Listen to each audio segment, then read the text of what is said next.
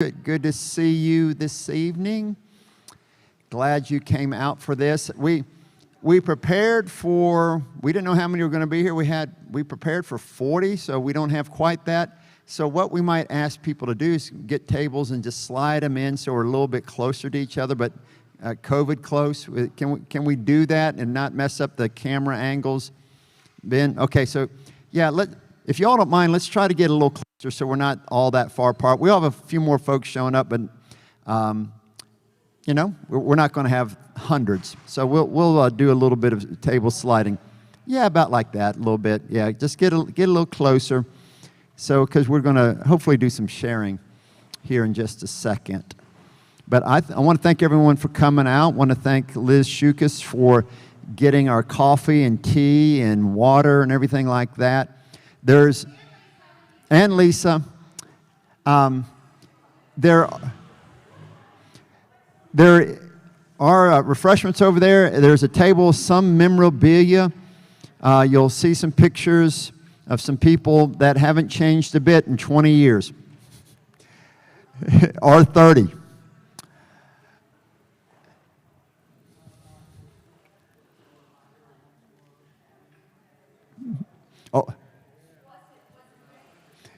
Oh, well, again, thanks for coming out tonight. This will be a night of sharing and learning. And so what we're going to do is have a moment of prayer and then show a very, very short clip of a longer video that was produced back in 1993 when the church was looking at moving here.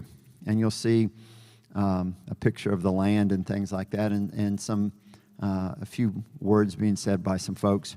And then we have an opportunity to have Jim Deal and David Winkler and Liz Shukas share a little bit about the history of the church and their experience here. And then we're going to give you an opportunity to write down a time in your life that this church was meaningful to you. And maybe share at your table some with that, and then we'll share out loud. And then to conclude our time, I'm going to ask everybody to write a prayer for the church. And if you're willing, we'd like to be able to publish those so people can feel your prayers for their congregation. Okay? So let's go to God in prayer, and then you'll see, I think, a nice but short video highlighting some things about this congregation. Let's pray. We come before you, God, grateful for this congregation. The Boone United Methodist Church has been here since 1866, and it has blessed many lives with the good news of Jesus Christ. Many people have come to experience Christ, have accepted Jesus into their hearts. They have grown in their faith. They have had children that have been baptized and couples that have been married. And yes, Lord, there's been tough times when hard funerals have been conducted here. But all along, people have grown closer to one another, grown in their faith in you, and have had their lives enriched because of the ministries of this great church. So, Father, we just ask that we come here tonight to celebrate what you have been doing through this congregation. May our stories that we share touch our hearts, inspire our lives, make us laugh, but mostly, Lord, help us to give thanks to you for all that you have done through the Boone United Methodist Church. We ask this in Christ's name. Amen. Okay, Ben.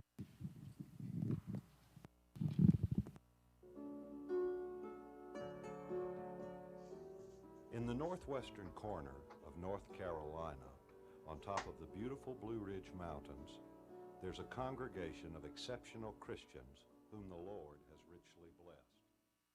I'd like to say a few things about this church and what it's meant to my family. One of those stained glass windows that's up there is in honor and memory of my great-grandfather. My mother and her family grew up in this church. I grew up in this church, and my children are fortunate enough to be growing up in this church right now. Boone United Methodist Church has meant to our family having a church home.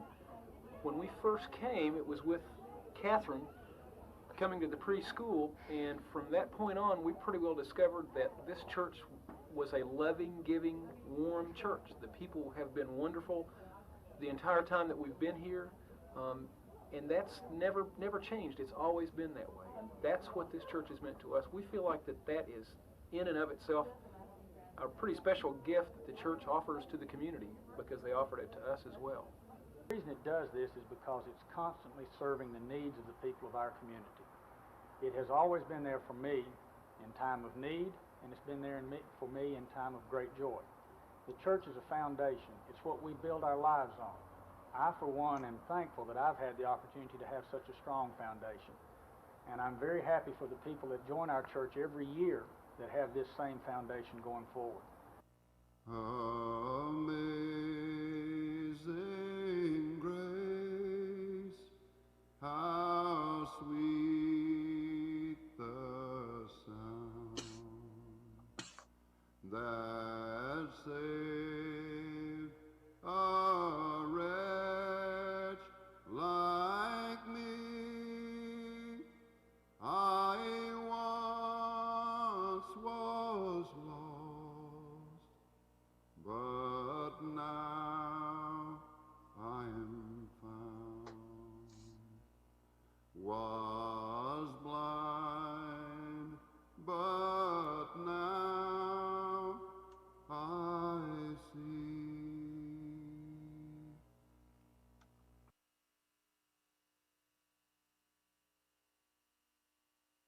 Some of y'all recognize some people in that video, don't you? Yeah. Well, this church has a rich history, and we're here to hear stories about that history, hear how that this church has impacted your life. And so, first of all, I'm going to invite Jim Deal forward, and actually, come on, David and Liz, you can come and be our panel to start us off. And then, as I said, we'll then take some time to let y'all get your thoughts together and write some things out, and then we'll share together. Rose between two thorns. All right.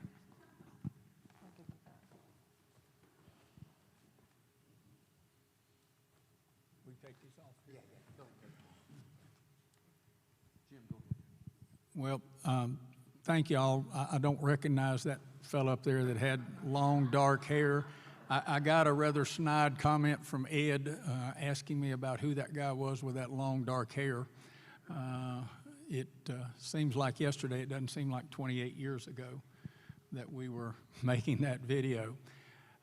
What we're going to do tonight is just talk a little bit about, particularly, and I'd like to ask Liz to start to talk about how she came to become a part of this church and what this church has meant to her and her family. And David and I have got a little different story. I'm not sure we ever had a different opportunity. We were born into this church, and that's just where we've been our whole life. And thank goodness we wouldn't be anywhere else. But Liz, if you want to take off. Okay. So I came to this church, I believe it's been 13 years ago, and the way we ended up here was the church that we were currently attending in Boone decided to bring politics into the pulpit, and we weren't here for that. And so it was a Baptist church, and we started visiting churches, and we visited 3 other churches. And when we came here, it was just home. I mean, instantly. And the church that we attended previously, I was really involved, but my husband and children were just kind of in tow, and they weren't involved. And so when we came here, we all 4 were just like, this is where we should be. And so we literally attended for 2 years every Sunday diligently, and we all 4 served, and we all just jumped right into the mix of it, and then, did our membership. And when we joined, people were like, I thought y'all were already members. But I'll tell you, this church has become our family. And I say that because we don't have a lot of family. And so this church, the body, became our family. And so when we first got here, and John Fitzgerald was here, he had just got here, and then we, just fell in love with him. And when he got moved, we all were like, what is this? How does this happen? And so we thought, this is just like a dagger with someone that you love so much gets taken away. But we've grown to know that it's the body that makes up that family. So regardless of who the pastor is, if that body stays strong, the church can withstand anything. And so even in the valleys that we've experienced, it still has been family. And so watching the kids grow up from confirmation and go into youth, and then my daughter served as a youth leader, it's been really beautiful to watch, but it's also been beautiful in my journey just to watch how the Lord has led us in different ministries and different aspects of this church. And I mean, I just can't tell you how grateful I am that Boone Methodist has really just become that family that we were searching for. So. David? Well, maybe it's not turned on. That might, yeah. Okay, I was born in 61, and I was baptized in this church in 62. And with the exception, and I can pretty well name the pastors from that time forward. I can certainly speak. I can name them all from Bob Young forward. He was when I was maybe 5. So this has been part of my family. I went to, youth has always been a big part of this church, and I went to nursery school and kindergarten in this church for part days. I think my mom said, I can't do anything with him, maybe Ms. Petrie can. That was Morgan Petrie's mother, Ruth,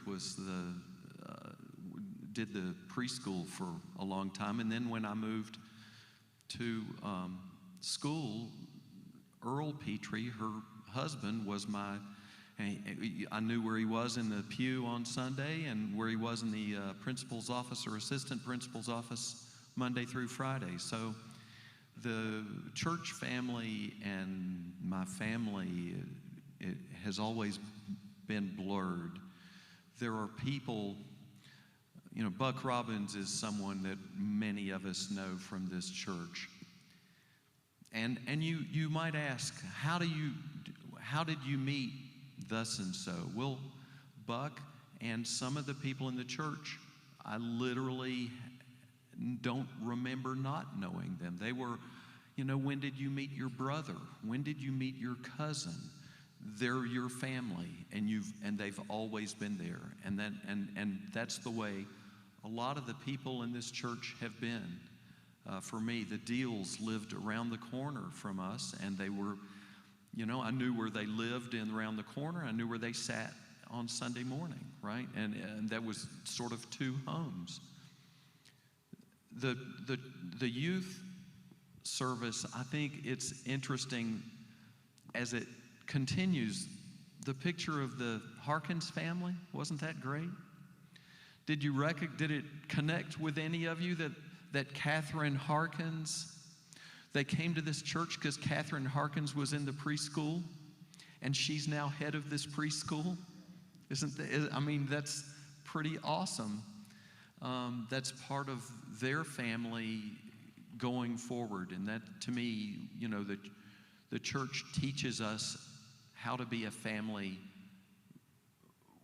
with people that you can't choose, right?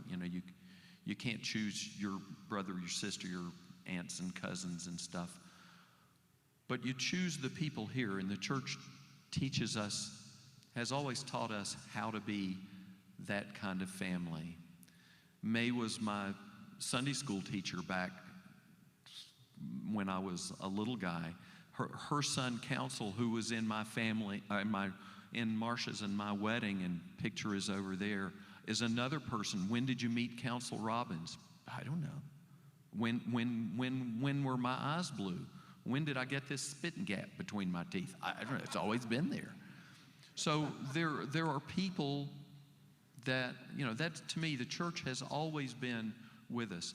The good times, as I go back, Marcia's and my wedding,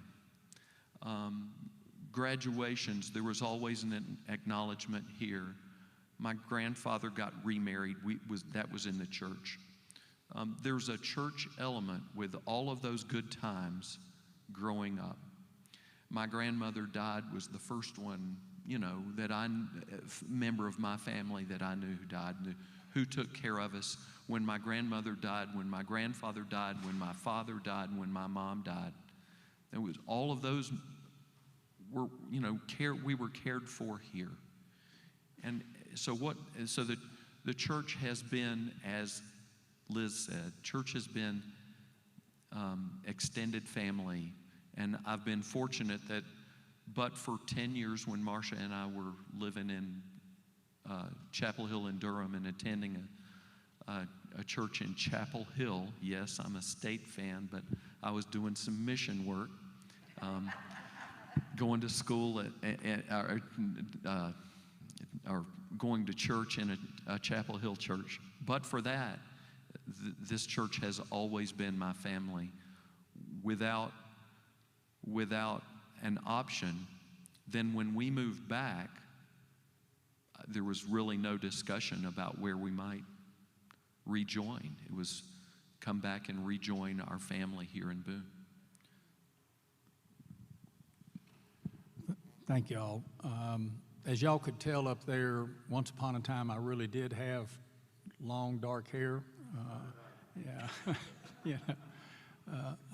Ed, I say that I have had to do way too much thinking in my life, and my head has grown through my hair. That's my excuse. I'm like David. I was literally born into the church. For me, it was 1949. I know I don't look that old, but I am. My great-grandfather was one of the founding members of the church. He was an attorney here in Boone, and shortly after the Civil War, when this church was formed, he was part of, I think, probably half a dozen people that got together and decided to create a Methodist church here in Boone. I'm like David. I don't have a memory of not being a part of the church. My dad was in the service, so there was 2 times that when I was little that I lived somewhere other than Boone for a couple years while he had what we call shore duty, and every time he had ship duty, we lived at the Daniel Boone Inn, which was my grandparents' home. And so I would be here probably when I was 2 and 3, and maybe was gone when I was 4 and 5, and back here when I was 6, stuff like that. But I was 8 when he retired, and we were permanently here from then on.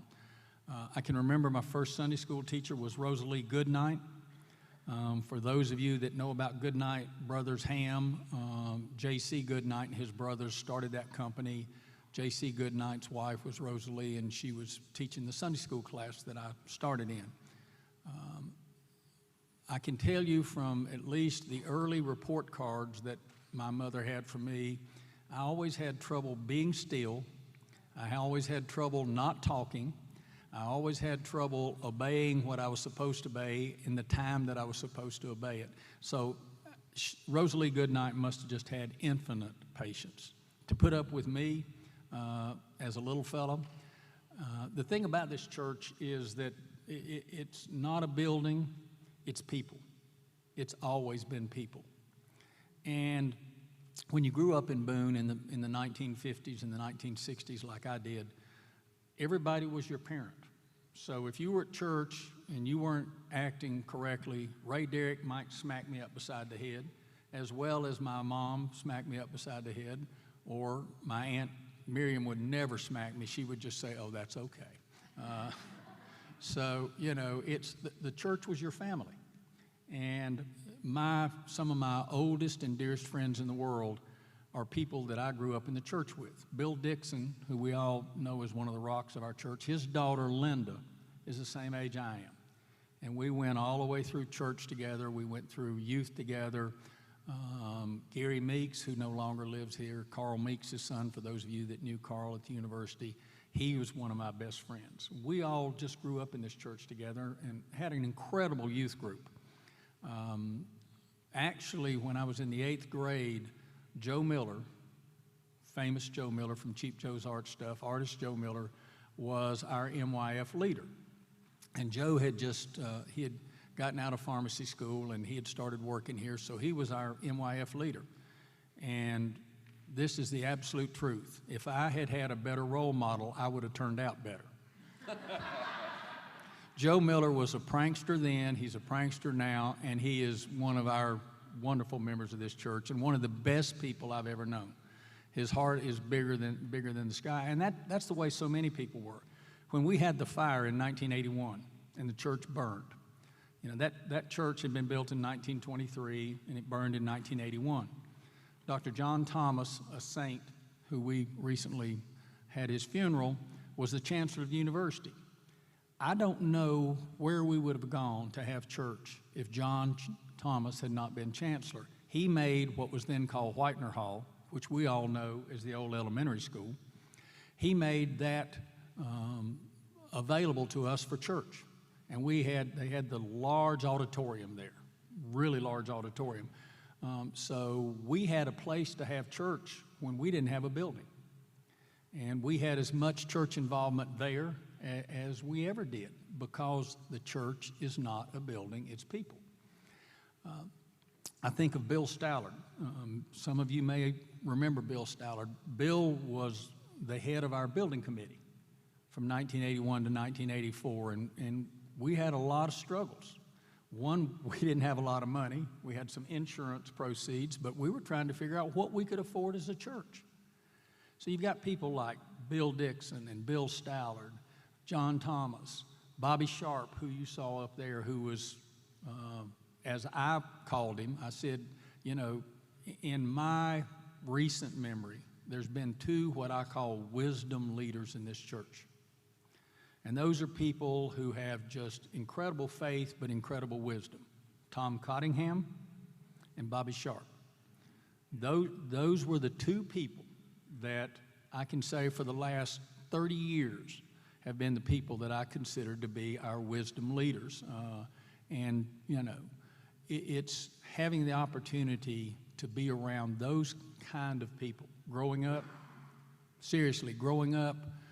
I think they set a moral standard that I hope I've somewhere come close to living up to. Don't think I've been there, but I've at least attempted to on times.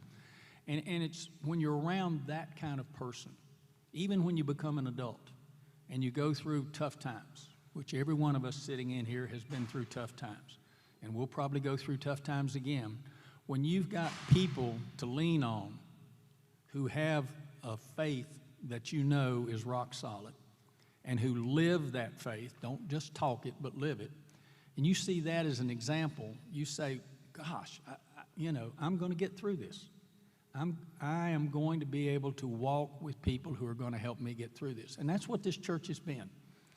I look at the history of the church from when we started meeting essentially they started out meeting in someone's home, and then gradually met in the courthouse for a little while, and then they built the first little white building downtown, and then they built the second little white building in downtown, and then they built the 1923 church, and the 1984 church, and the 2000 church, which is where we are here.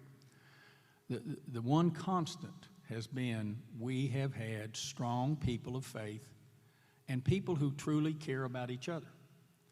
And that's what makes this such a part of me.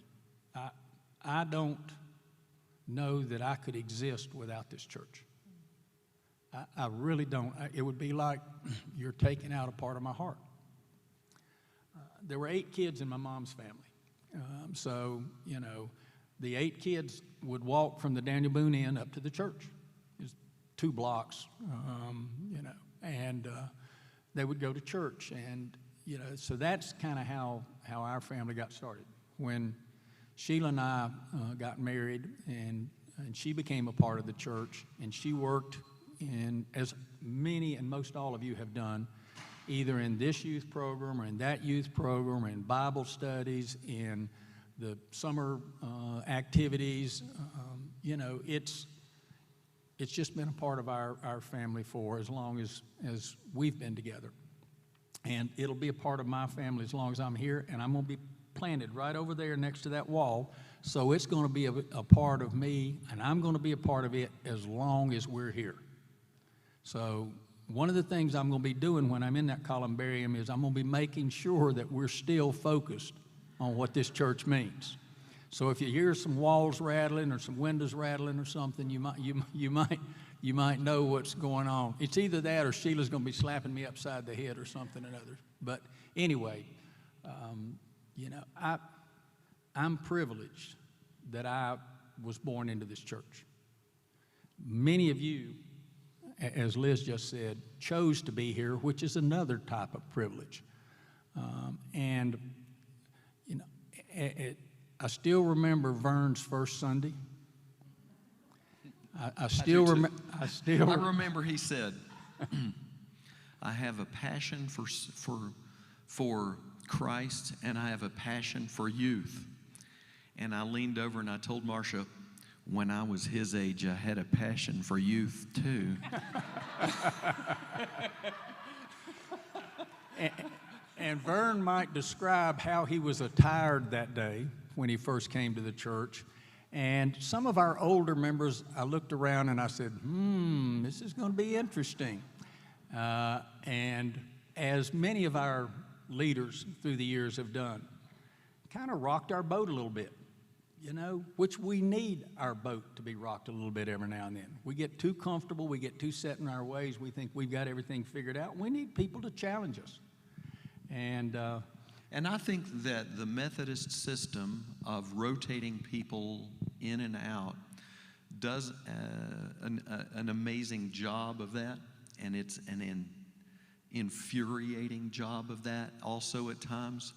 But each of the pastors, as I look back, I can kind of see a burr that they polished or something that I can see what they left behind, strengths in various places. When we needed a pastor when we moved in here and we had you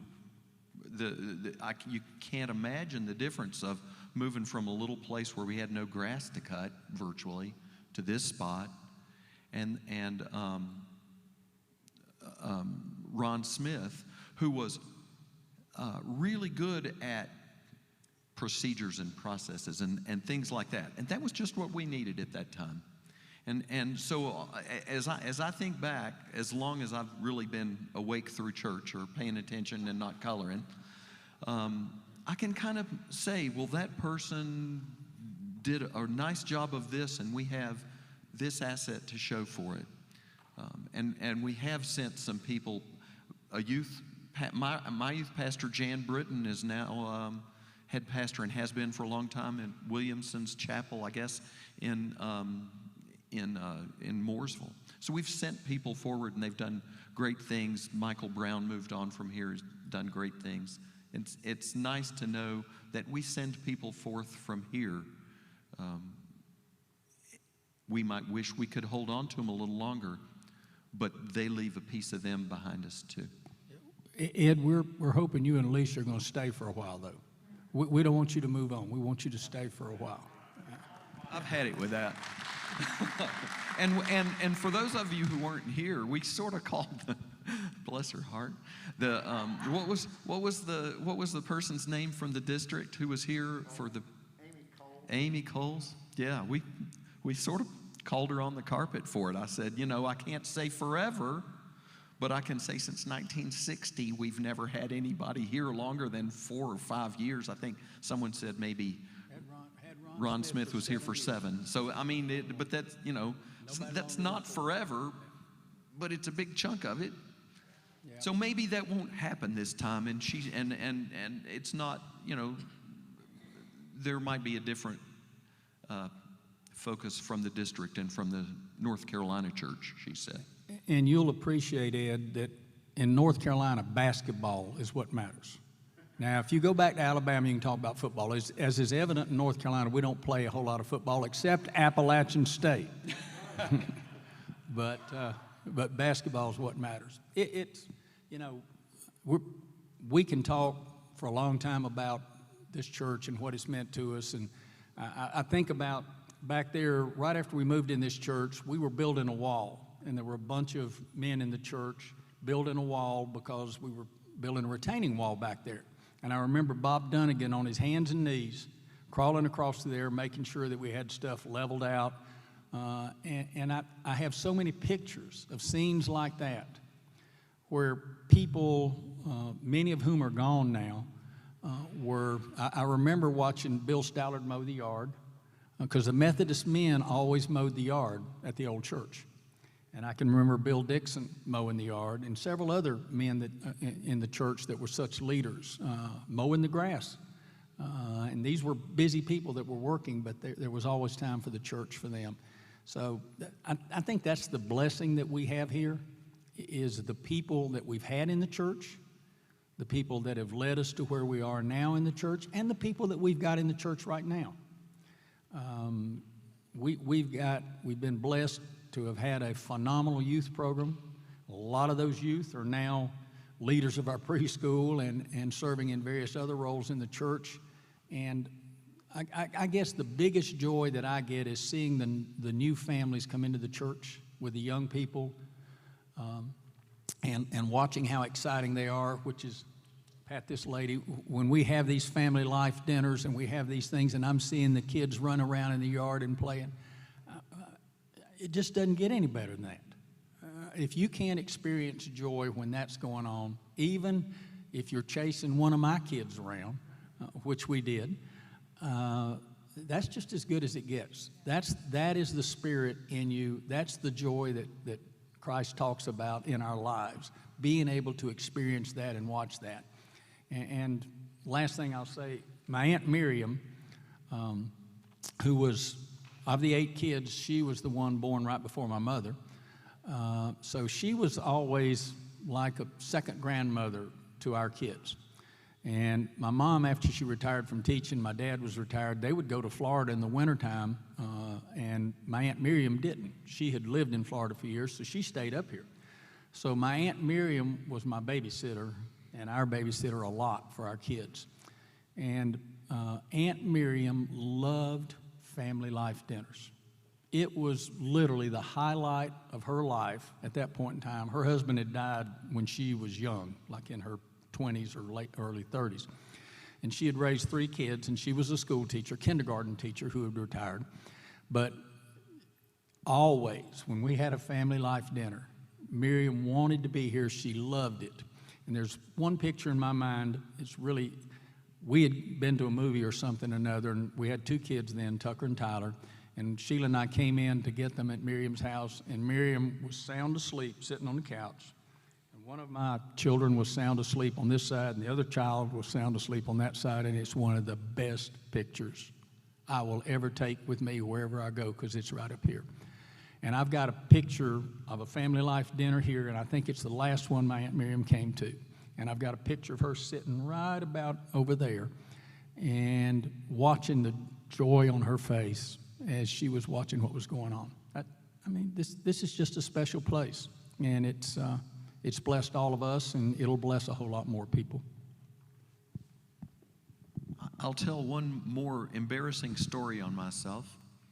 I was about 15, 14, old enough to know better, and I was at youth on a Sunday afternoon in the old church. And when we say the old church, the old red brick church, not the church that's still standing. And I was in the balcony. They had those incredibly steep pews. Might be still a few of them around here, aren't there? Maybe, and yeah, and they might actually come from the white church. But there was what looked like the world's first fire extinguisher bolted to the wall. And I looked, and you're supposed to inspect those things every year. And I turned and looked. Due to inspect, 1962, and it was about 1970 something. I was old enough to know better. And I said, well, somebody needs to inspect that fire extinguisher. And my parents always want me to be somebody. So I pulled the pin and I just for a second.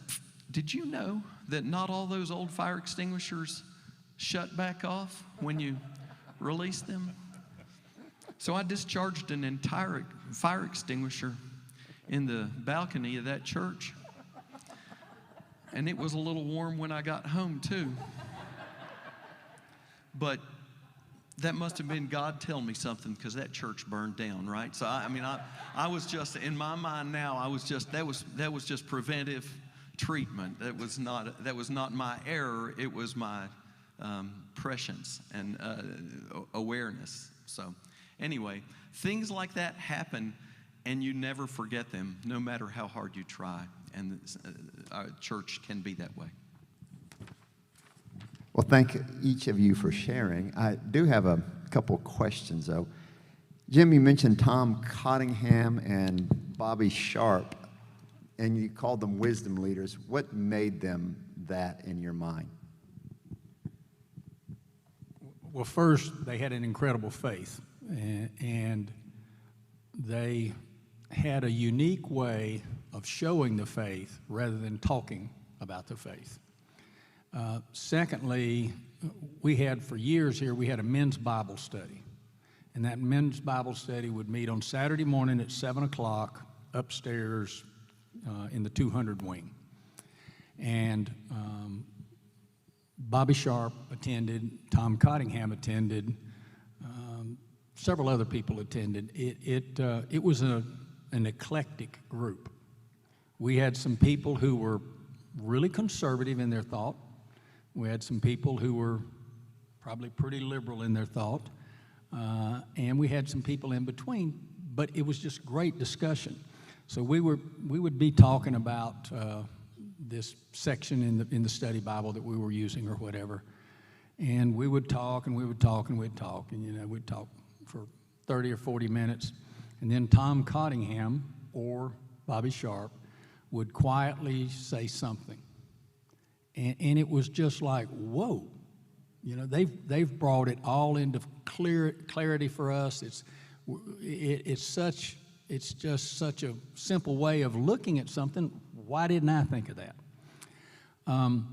The other thing with Tom Cottingham, the first mission trip I went on to Guatemala, my son Tucker went, who was probably about 21 or something like that at that time. Dr. Bill Horn and his son Greg, who was the same age as Tucker, went at that time. And Tom would have been, Tom was probably in his early 80s, 82, 83, 84. Tom Cottingham went on that trip. So we're in the mountains of Guatemala. For any of you that have been on the Guatemala mission, you know what it's like. There's neat little town up there called Chichicastenango, and that's where we were staying. And then we were actually driving about 5 miles, which took you 45 minutes to drive to where we were working on the church. And the people in that area are descendants of the Mayan Indians.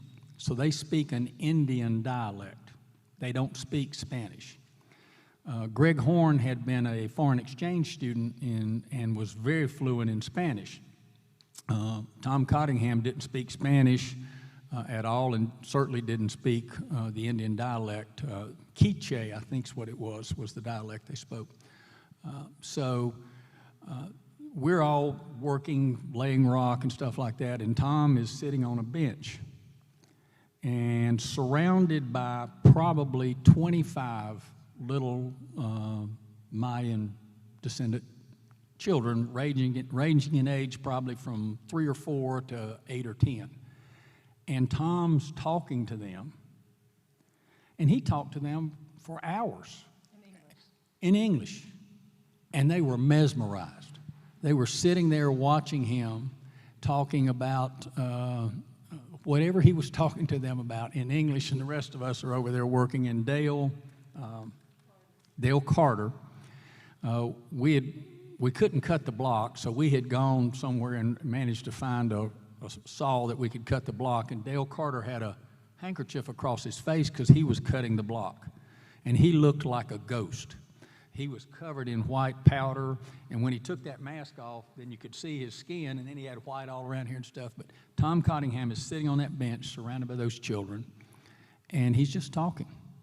And, you know, he had a unique way of making things so easy to understand, but so pertinent to what you were dealing with in your life.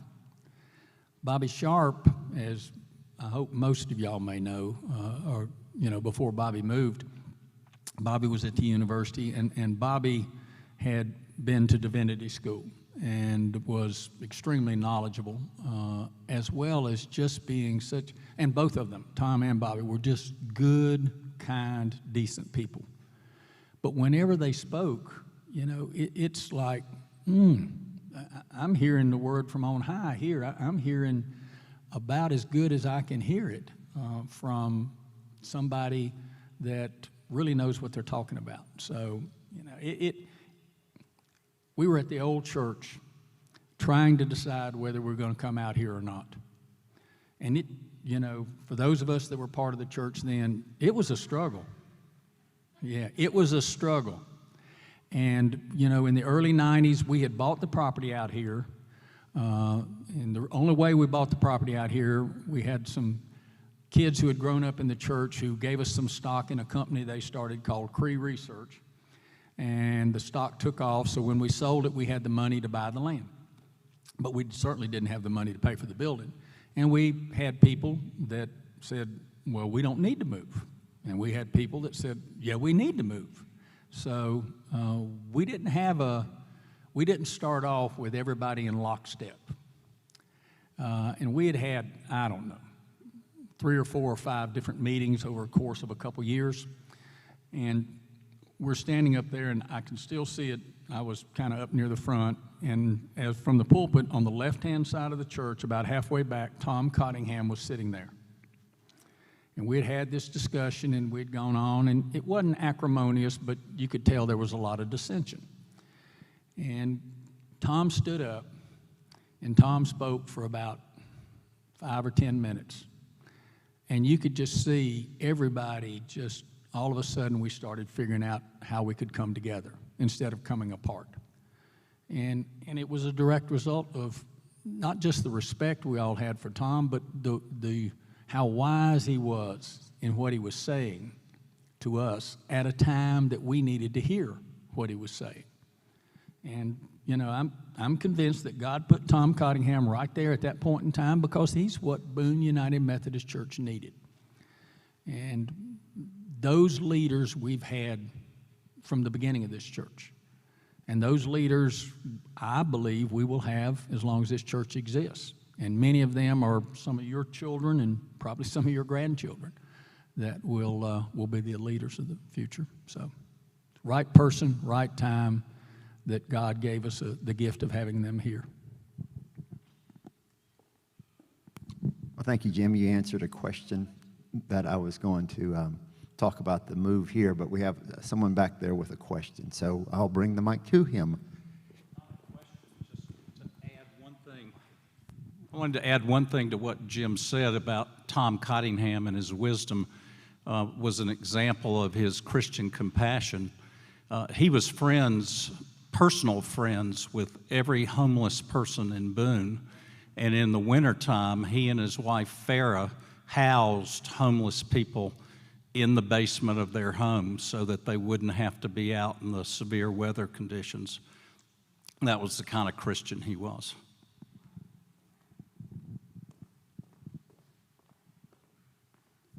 Well, he walked the walk and just didn't talk the talk then. Okay, a rebuttal to, okay. No rebuttal. Just, and I'm not going to tell you which child, but one of ours severely disappointed us. She had been, well, I gave that away. She had been, you know, the perfect kid, didn't do anything wrong, blah, blah, blah. But the last 6 weeks of her high school year, she decided that she needed to do a few things. And she did, and along with some of her youth group people here. And anyway, I picked her up one morning from somewhere she should not have been, and I said, I can't understand this. I can't even talk to you right now. I just can't. And she started crying and said, take me to Tom and Ferris. Because they unconditional love. Wow. Those of you who had children that went trick-or-treating, if they were like our kids, when we went to Tom and Farrah's, we couldn't get them out of the house. They would just stay in there, and Tom and Farrah would be telling stories and stuff. They're just, and the tree out here in front is the Cottingham tree in honor of Tom and Farrah, as many of you know. So, did I steal your thunder on the move? I'm sorry. No. I want you. I didn't have to ask the question. Any other questions you want to ask this esteemed group? Vern hadn't changed his outfit much since the days he came. Good for. Still wears the sandals. He says he does it year round. And the shorts.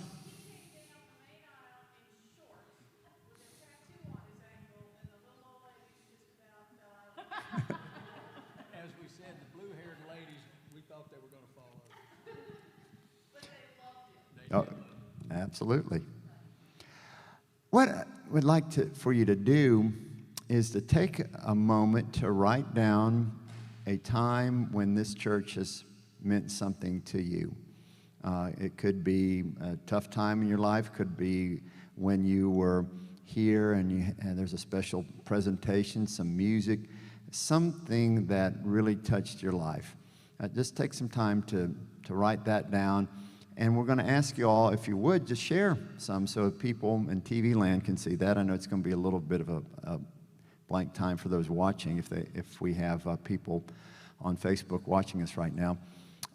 But part of what we're doing here is to help people experience what this church has meant to so many folks within the faith community.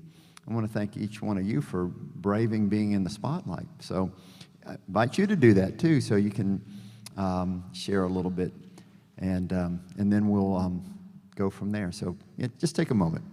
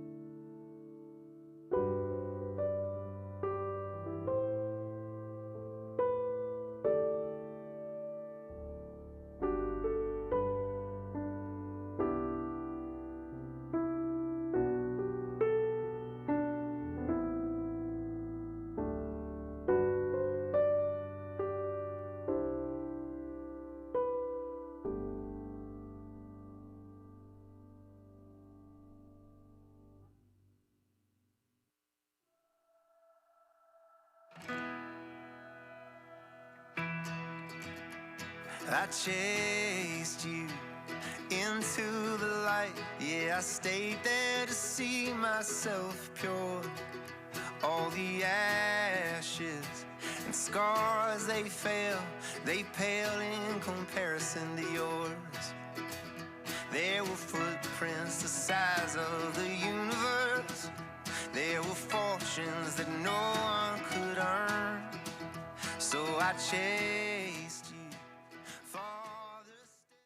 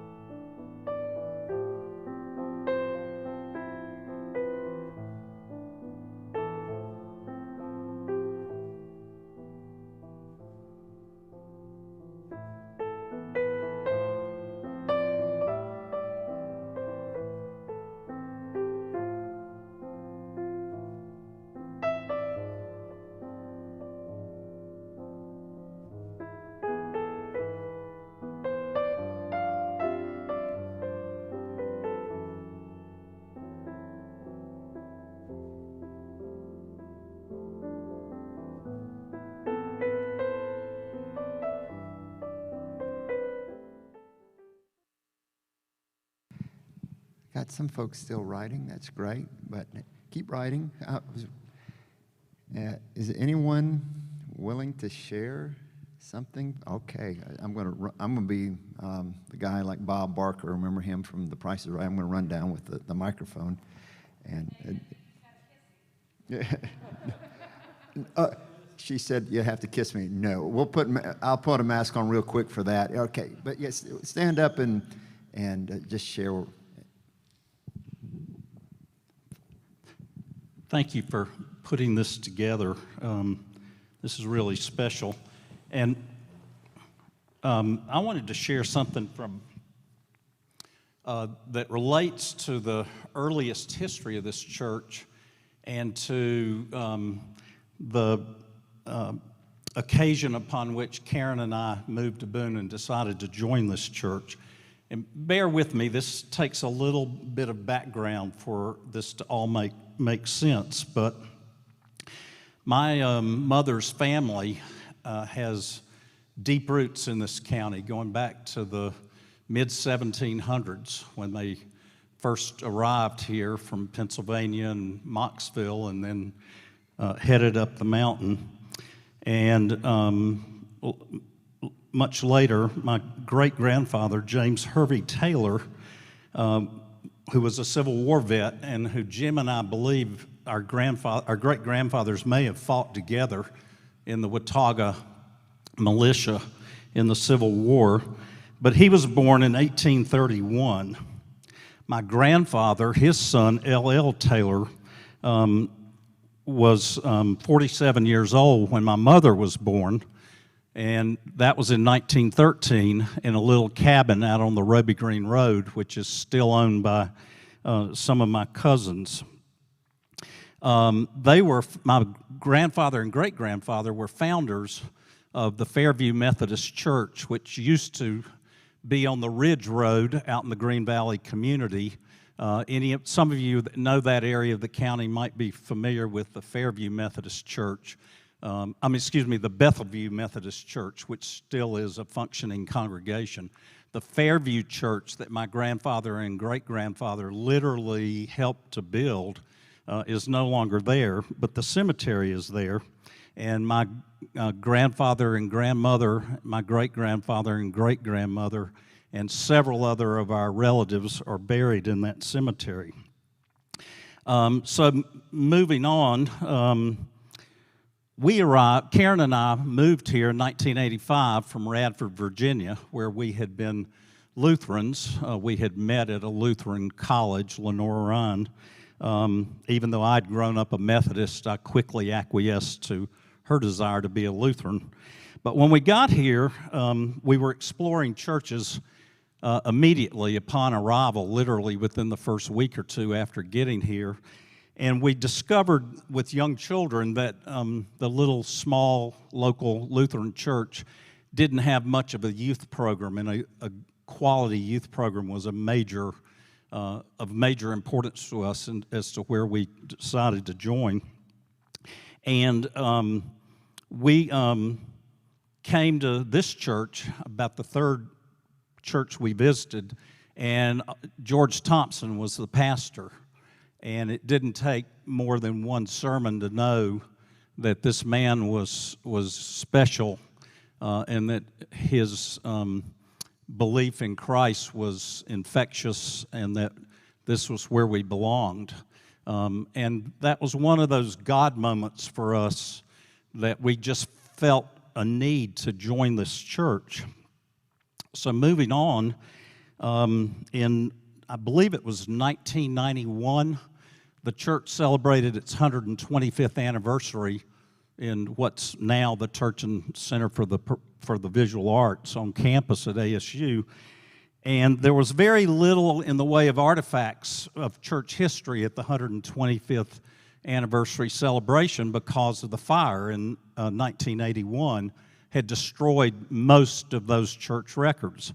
But somebody in the church, and David, I think it might have been your mom, had kept a roster from the late 1800s, a book from the late 1800s that was the membership roster of this church somewhere in the 1880s. And that was on display. And of course, I didn't think I had any connection to this church because I knew my grandfather, my grandparents, and my great-grandparents were members of Fairview out in the Green Valley community. But I opened up the book just because of having a Watauga County mom and her love of this region, and I wanted to see how many Watauga County family names I would recognize from the 1880s that were members of Boone Methodist Church, which in those days was the original Boone Methodist Church that was located on King Street, I believe close across from the courthouse. Jim, was that about where it was? So I'm looking through this handwritten ledger signed by each member individually, indicating their membership in this church. And I come to a name about midway down the first page, and it was J.H. Taylor. And I thought, that's weird. I had a grandfather named James Hervey Taylor. And then the next name was L.L. Taylor. And my grandfather, first James Hervey was my great-grandfather. Then I saw the name L.L. Taylor, and my grandfather's name was Leland Taylor. And he didn't like his name Leland, so he always signed his name L.L.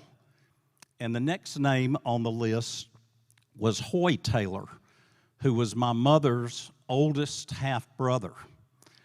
And then Rebecca Taylor, who was my great-grandmother.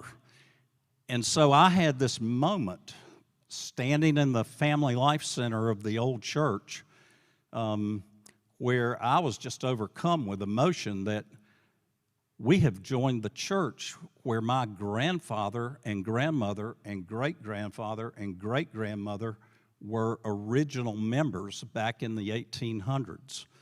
And so if we ever doubt God moments, that's an example in our lives of why we joined in the first place. We were drawn to this for some reason that we didn't totally understand, but I have been forever thankful for God touching us in a way that told us that we needed to be a part of this congregation.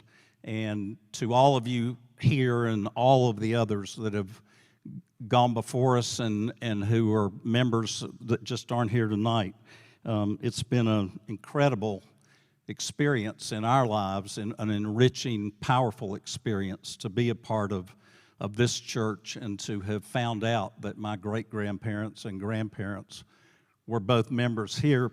The reason they had moved to Fairview Methodist was because they lived out in the country, and the roads in Watauga County in those days were all dirt, and they had a wagon and a mule, so getting to church here was very difficult. And where they built the Fairview Methodist Church was only like a mile from their home. So that was why they were members there when my mom was born. And I'm not even sure my mom even knew that they had been members here back in the 1800s before they built Fairview Church. So that's my special moment about the history of this church. Wow, that is a God moment, looking at the old registry and seeing your heritage here. That had to be special. Thank you for sharing. I wasn't sure I wanted to tell this story. I was a Baptist for my first 30 years of life, and then in 1978, Audrey and I joined Boone United Methodist Church. It's been a very special place to me. And in 1967 and 1968, I was in Vietnam. And I wasn't like Rambo or anything like that, maybe a little bit like Forrest Gump. But anyway, I was a support group, and the weapons, the bombs, the shells and things that I've loaded would probably fill up this church building. It was about 90,000 pounds on every C-141 I loaded, and 50,000 pounds on a C-130, so there's a bunch of it over the years. and left Vietnam and was just glad to get out of there. And I used to see villages where little children would be playing, and I'd pass by sometime later and that village would be destroyed and you didn't see anybody around. And it really bothered me terrible for many, many years that I was part of it. Well, when I found out that the Harkins family was adopting Emma, I was excited. I thought, I'd like to meet that little child when they get her. And I did. The first Sunday they had her at church here, I went up and asked Kay, I said, can I hold that baby? And she said, well, you can, Neil, if she'll come to you. Said, she's been clinging on to me since we left Hanoi. And she doesn't even go to our family. Said she hangs on to me. So I held my hands out, and Emma reached up for me. So I took the child and carried her around down in front of the chancel for a little bit and talked with her, and she just looked at me with them little dark eyes and that little baby smile you get from a child. And I thought, this is a good thing. And come out, it was very beneficial to me. I had a friend that was retired Army, and he had served several tours in Vietnam, and after he retired, he decided to become an Episcopal priest. So I talked to him about that. I told Andy about it too. And the priest told me, said, Neil, I think you just witnessed an unemotional healing. And sure enough, a lot of the things that used to just really get me down, I couldn't sleep a lot of times. Audrey can tell you that. And at any rate, fast forward several years, Emma and Andy was serving communion one Sunday. And so I came down out of the choir loft and made sure I got in the line going through them. And as I was holding my cup in my hands out to get the bread, I told Andy, I said, she has no idea what this means to me. Well, I didn't realize that got to Andy. He said he about lost it. Later, he told me. And he said, I want you to tell Emma that story. And I said, no. I said, she has no reason to dislike me, and I'd just soon keep it that way. So I don't want to tell her that story. Well, that rascal, one Sunday, he's talking with me, and he says, Emma, come here. And Emma comes down there, and he said, Neil's got a story he needs to tell you. And I didn't quite know what to do, but I told her the story, and all she did was got some tears in her eyes and gave me a big hug. And folks, I can tell you piles of stories. That's the only one I'll tell you of God things that has happened to me here. But that's the most special one. And when you're amongst people that you can share that with, it's a good thing. Let's see.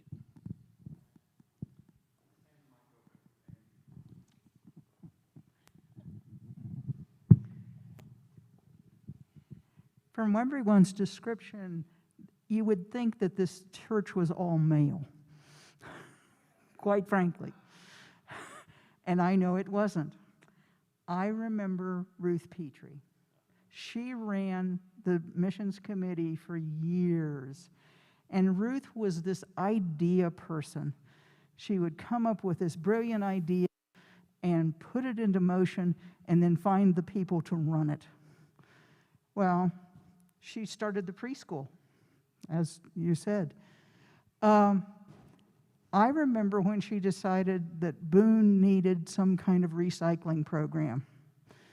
And so every month, people would bring their recyclables to the old church and, to the second church, I guess, fourth, I don't know, whatever, third.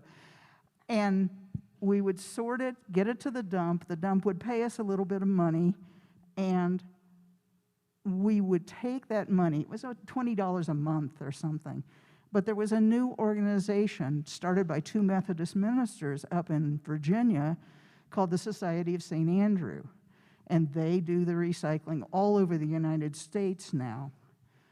So we sent the money to them, and the church got written up for that program of turning trash into food.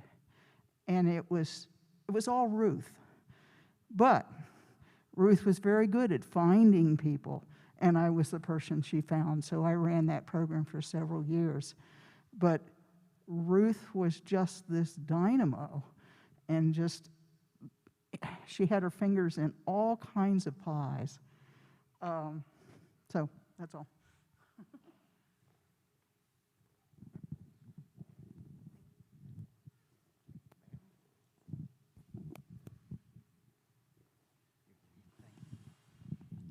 I would like to share, back under the time when George Knapp was here, there was an occasion when he asked me if I would share an aspect of congregational care that really dealt with care, but somehow as we got into conversations as a large group, and some were doing card ministry and various people were doing various aspects, I said to George, you know what I would just think would be so exciting here is for us to honor, because I had been fairly new and I was really looking up to the pillars of our church and being so inspired by the Jim Deals and the others. I said, it would be nice if we would look at honoring our seniors. And he said, well, tell me more. And so we ended up developing this as something called Superb Seniors, our Superb Seniors. And we tried to identify people 75 years plus. Of course, at that time in my life, I was never going to be 75. We formed a work team, and that team was thoughtfully trained as to how to interview. And we looked at people sharing 75 plus identified people on a list we built, having them share their personal stories, their professional work life, and their church life here. And I'm privileged to tell you that I got to interview Tom and Farrah Cottingham both. And I went to their home, and Tom did not want to stop talking, of course.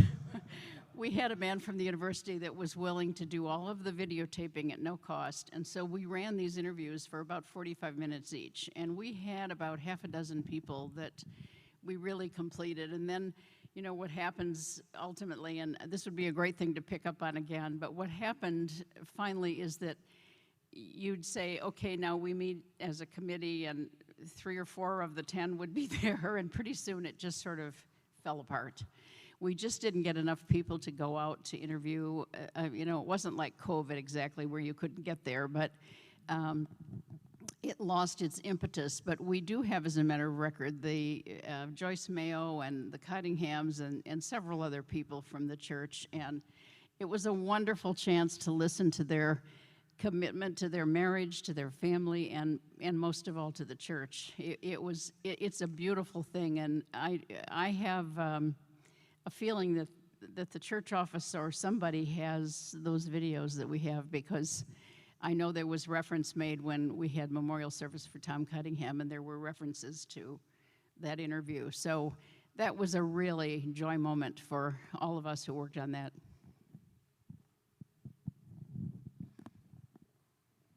Yeah, I'd like to see those videos if we can get them.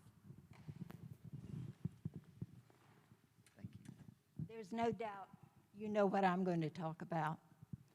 If you've ever been involved with the bazaar, raise your hand. Probably no one. Okay, it's my understanding Mara Beth Fiddler gave me the history. Some of you may know different than I do, that it started in 1984 as a way to raise money for the parsonage to buy furniture. Do you think it may still be there? Who knows? Okay. I had the privilege of chairing the bazaar for 9 years with many wonderful people helping me. I think Denise probably started 2000. No, I was the first in the last one in the old church. Okay. Because we raised 19,000 and something, real close to 20,000, and Andy Harkins and I opened our wallets and threw it in, so we made over 20, because we wanted to say over 20,000. I think we had 20,001, but that was in 1999. So I have some numbers that go back 19 years, I think. In those 19 years, 2000 to 2019, $1,048,000 we raised. Of that, off of totally donated items, just amazing how it just flows and flows, more merchandise. The best I can come up with was $171,000 have been given to local missions as a result of that. And we also have paid $541,000 on the debt. Now, that could be a little different. That's the best I could come up with. But that's not the important thing. It's all of the people that come to the bazaar, because we're going to do it again, you know that. We were able to serve. I can remember a teacher saying a little kid was so happy that morning at school, and he said, "My mom bought this for me at the bazaar." Then, I don't know if you remember the year that the apartments burned, and a couple of children, I believe, burned in those. They had nothing. They came to the bazaar, and we said, "Get whatever you need." It was just a joyous moment. They couldn't even get it. They asked us to get it because they were beyond being able to get it. So also, one year we decided to contact Ash Avery School Systems, and we gave gift cards. And the kids, they could bring them, or either the teachers could come and get whatever they needed. Then Hospitality House, Hebron Colony. Hebron Colony was a lifesaver in helping set up, and then they would take whatever was left and they would sell it in their retail stores. So Doris and Rush, from here, I think there's about 19 years of chair people sitting here. We got old doing this. But you know, one of the things, Doris, do you have anything to say? Rush and I moved here in 07. We knew very few people. Yes, I'm related to a whole slew of people, but we didn't know other people. And so with being part of the bazaar, we learned people and skills and all sorts of things. And so I know more people, Rush and I know more people than we would have ever known had the bazaar not been here. I know you all will find this difficult to believe, but I'm just a tiny bit of a control freak. And I plan everything to the nth degree. And in doing the bazaar, I would have everything planned out. My first bazaar was probably like in 98, and I don't know who was running it, but I told my husband I'm either going to run it next year or not walk in the door, because it wasn't organized enough for me. And the funny thing that you learn that you may try to control everything, you cannot control the bazaar. It is its own entity. And I finally, not believing when things would go wrong, I would say, God will take care of it, or it's not meant to happen. And I said it enough, I didn't believe it. I figured, well, I can try and fix it tonight or whatever. And all of a sudden, people would come out of the woodwork. Marty Rice was one who said, you know, all my clients canceled. I'm here, what do you need? And whoever couldn't fill in was a perfect fit for Marty Rice to step into. And I said, okay, you got that. Okay, God, you got that one. Still didn't believe it. It happened like 3 or 4 times over that bazaar week till I finally said, okay, God, you really do have this.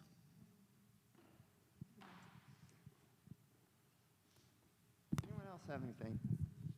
Anyone else have anything they would be willing to share, how the church has been meaningful to them, or something that touched their lives? Anybody? One more. Okay, Sheila. And this goes to what Amy was saying about Ruth Petrie. I had come to Boone United Methodist off and on when I was in college at Appalachian. And then when Jim and I got married, this was his church, and this is where we came. I was raised with a Presbyterian father and a Primitive Baptist mother. So Methodist was a little not in my wheelhouse, but it worked. And I had never been baptized because, well, Mama didn't want me to be baptized in Presbyterian. She didn't believe in christening, and Daddy didn't, it was just the whole thing.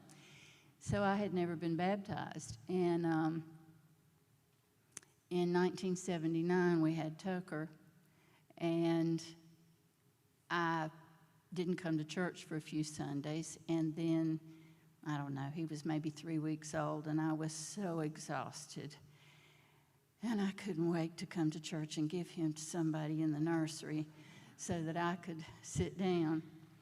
And I walked into the nursery with him, and Ruth knew who I was because of Jim. I didn't really know Ruth. I mean, I knew her name, but I didn't really know her. But she took Tucker from me, and then she said, "Would you like the opportunity to work in the nursery today?"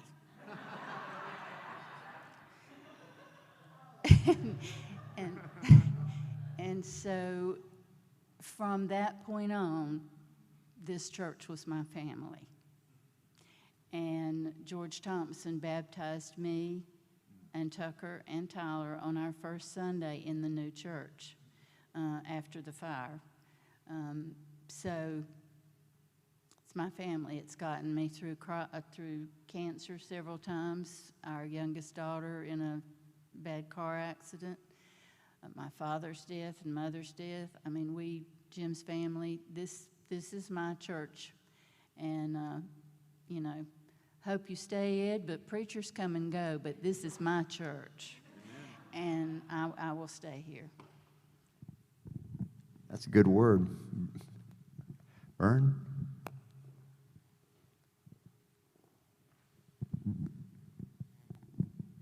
I wasn't born in this church, but I feel like I've grown up in this church. What were you saying about shorts and flip-flops? Gosh, I should have known better. I know. All right, it's taken a whole village. I wasn't going to share, but I do feel like my perspective is a little bit unique because I do serve on staff here. But I also feel like this is my church, and it's my family. In 1998, as a barely a graduate from Appalachian, I was convinced by my then roommate Reggie Hunt to apply for the job as part-time as youth director, and the church took a chance on me, and I thought this would be fun to do for a couple years until I figure out what the next thing is. And that was 23 years ago. So for half of my life now, I've been a part of this church, and I've gotten to call this church home. And for me, the thing that stands out is the people that have invested in me. And every single person has said something to that effect. I think about your mom, David. My friend Chris Shelton, who was the youth director youth pastor at Greenway, he and I were good friends, and he would call here to talk to me, and your mom would answer the phone. And he would say, is Vern there? And she'd say, who? Vern Collins. Who? Your youth director. Is your youth director there? And Alma was tough, and it was my mission to wear her down. I was going to make Alma like me by the time it was all said and done. And I think that we got to be pretty close. But everyone from... when I felt like God was calling us to make a huge transition in youth ministry, to being a small group driven youth ministry, I went to Michelle and I asked her if we could have coffee. And she had young kids at the time. And I said, Michelle, this is really a huge ask. This is a crazy thing. But in order for this to happen, we need people. And I have some great college students, but I really feel like you're supposed to be a part of it. And I know you don't have the time to do it. But I just feel like I'd like for you to pray about it. And she said, I will. And I'll talk to Brian and I'll see what he thinks. And it was a yes like that served as, I think, the youth ministry thriving and being, where it is now. But there's so many stories like that. I went to Neil and Tom Cottingham when I was doing youth, and I said, I feel like we need to, I sent home a letter to parents and said, hey, the month of February, we're going to talk about sex with your kids. Right, I know. And it was a terrible idea, but I felt like I need some older men at the church that can share some wisdom. And so I reached out to Bobby and Neil and Tom, and they were like, and Brian, and they said, well, I don't know if you want us to share about this, but we would be happy to. And I feel like, the number of times someone in this church, and not just me as a staff person, but has had just this outlandish idea and has brought it before a group of people who have said, yeah, I think we should try that. And I'll never forget, you were talking about Tom standing up in the old church and sharing the way that he did, and that really was, in a lot of ways, the catalyst to get us here. And I'll never forget meeting in the sanctuary. We have this beautiful sanctuary, beautiful chancel space, and we were in the midst of, really a battle over what kind of worship were we going to have in there. Were we going to have drums on the chancel?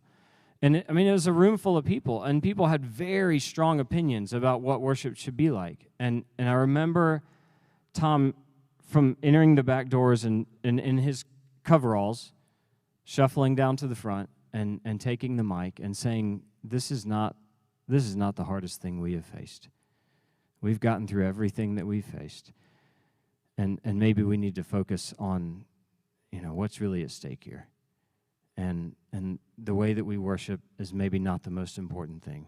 And it was something to that effect, and he sat the mic down and walked back out. And that was it. And we now are a church that has 3 distinctly different worship styles. And I just think of, people who were willing, at the leading of the Holy Spirit, to say, yes.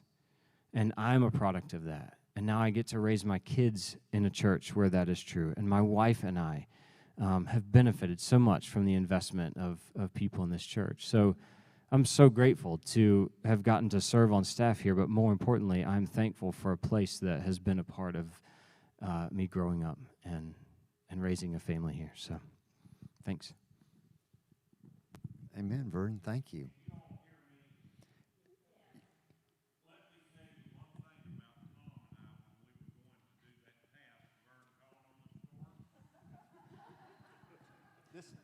This needs a microphone. Okay. As Tom and I was walking down to that room full of teenage boys, about 25 feet from the door, Tom turns to me and said, Neil, we're fixing to learn some stuff. I couldn't pass that one up.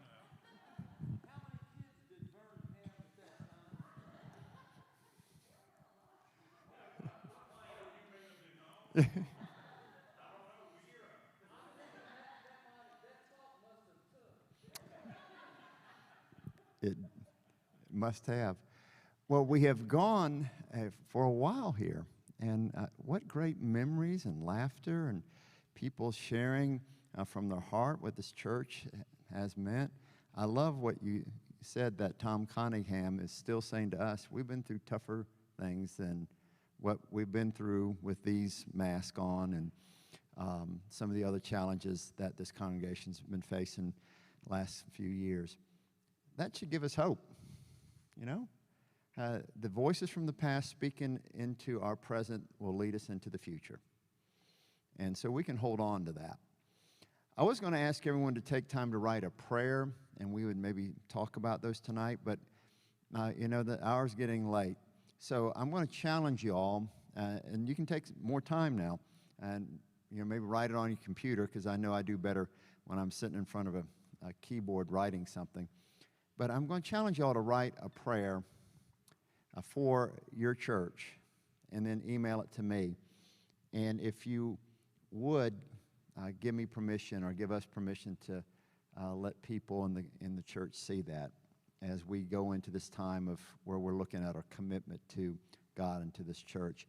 In fact, I think we're going to open it up to everybody in the congregation, see who all will write something for our church. But I just scratched out something real quickly. It's nothing brilliant. But I'd like for us to close with this. And I want to thank everybody for being here tonight. Thank you all that were on the stage for leading us. Thanks for the laughter. Encourage you all to go look at the memorabilia over there and see some pictures and get a smile at people as they were and who they are now. Because, as we had this onboarding a few weeks ago, and one of the things that the leaders of the church said, we stand on the shoulders of giants. And I didn't know who some of those people were. We, just briefly hashed over what that was, but I heard about some of those giants tonight, and that's helpful for me as we work together as a church. So just hear this. Again, it's nothing special, but it's just something that was on my heart as y'all were writing about things meaningful in this church. This is what I penned. Gracious God, you've called your people to love one another and have a bold and vibrant faith. We're grateful that in the history of Boone United Methodist Church, you have called forth incredible men and women who have trusted you even when it was so hard to do. These people took risk. They overcame obstacles and conflict to move this congregation from a place of security to a mountaintop of storm-tossed beauty. May we, God, never be content to sit still, but open to the movement of your Holy Spirit that will never let us sit still, never leave us alone, but will always move us forward boldly into an uncertain future, confident only in your abiding presence and your never-failing love. Guide us and direct us, and help us learn from the saints of the past so that in our present we can move confidently into the future. Amen. Thank you all. Stay and visit, drink some tea. We got plenty of it. Thank you, Liz, again, and Lisa, too, for brewing all this. But it's in the sharing of our story that we gain perspective. So never lose these stories. Never quit telling them, and give thanks to God for these people who have brought us here to this time. Thank you all for being here tonight. God bless. Have a great night.